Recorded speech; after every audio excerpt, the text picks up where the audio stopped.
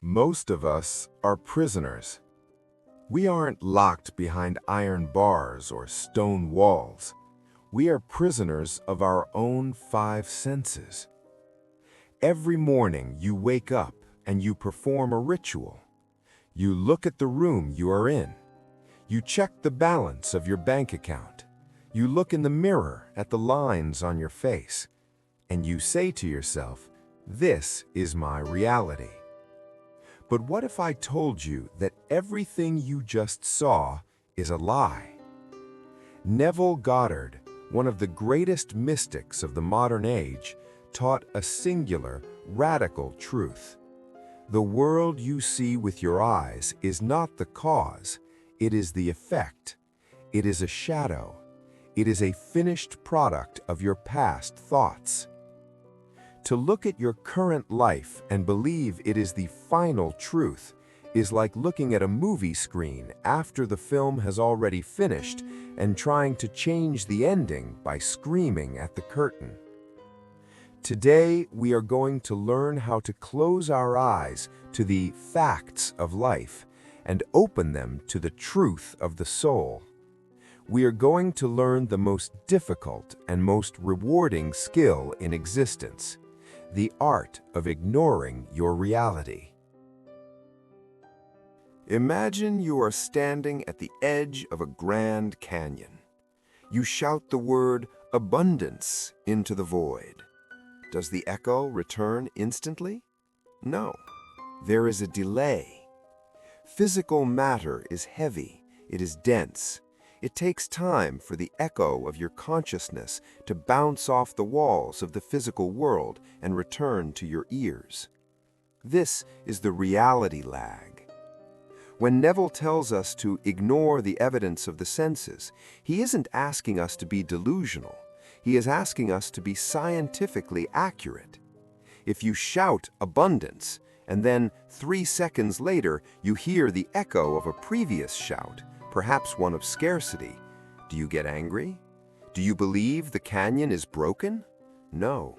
You understand that the sound you are hearing now is simply a ghost of what you said before. Most people fail because they react to the echo. They see a bill they cannot pay, and they cry out in fear. That fear is a new shout into the canyon, and so the cycle continues. To break the chain, you must be still. You must look at the bill, recognize it as an old echo, and stubbornly, peacefully, keep believing in the new sound you have made. There is an old story of an architect who was tasked with building a cathedral in a city that had been devastated by war. He had no stone, he had no wood, he had no workers. Every day, the townspeople would walk by the empty, muddy lot and mock him. They would say, "Where is your church, old man? All we see is mud." But the architect did not see mud. He spent 8 hours a day walking through the mud as if he were walking on polished marble. He would reach out his hand and touch the cold stone of the pillars that weren't there yet. He would smell the incense. He would hear the choir. He was ignoring his reality. Because he refused to see the mud, his mind became a magnet for the stones. Within a year, a wealthy traveler, moved by the man's strange, unwavering peace, donated the funds. The workers appeared. The stones arrived. The cathedral was not built of stone. It was built of the architect's refusal to accept the mud as the final truth. Neville calls this the secret of feeling. The architect didn't think about the cathedral. He felt the cathedral. He occupied the space. Tonight, ask yourself, are you standing in the mud complaining, or are you walking on the marble floors of your future? People often ask, if I ignore my reality and just believe, how will it happen? Neville answers this with a beautiful phrase, the bridge of incidence.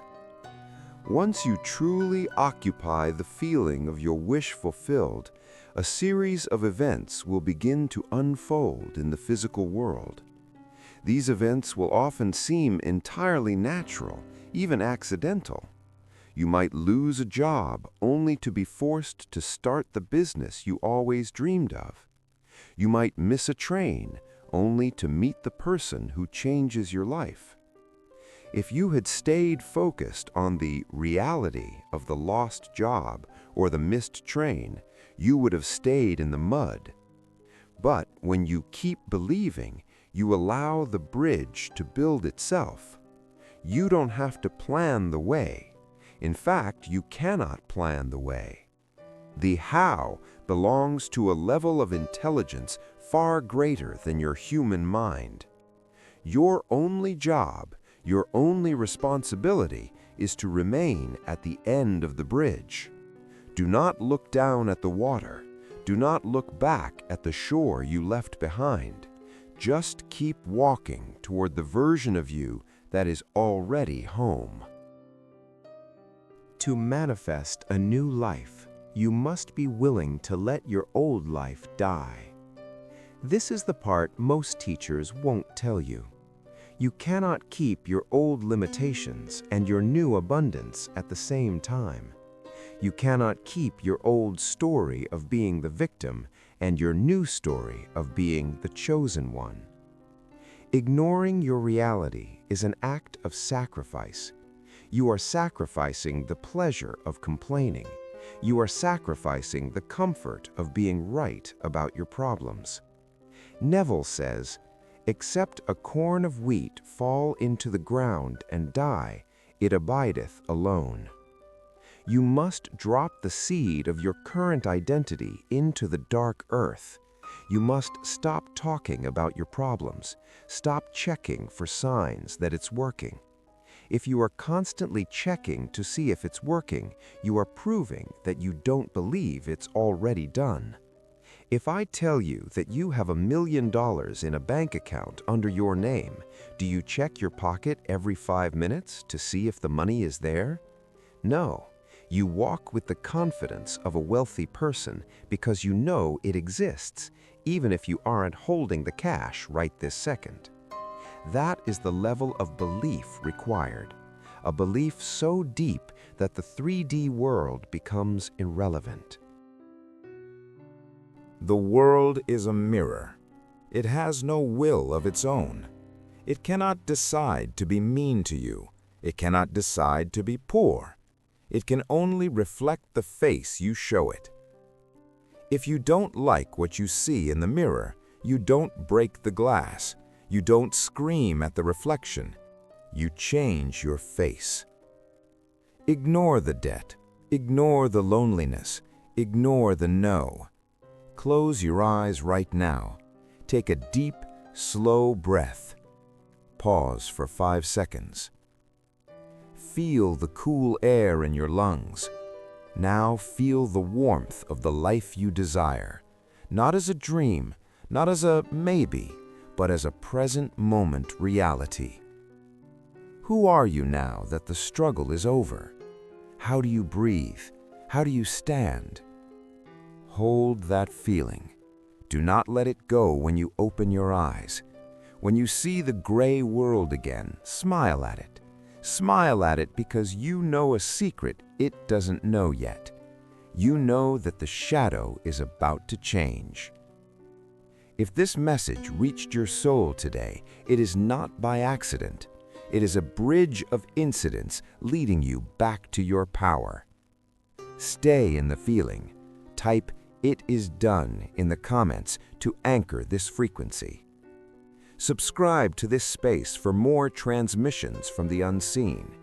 Go forth and believe, because the universe is waiting for you to tell it who you are.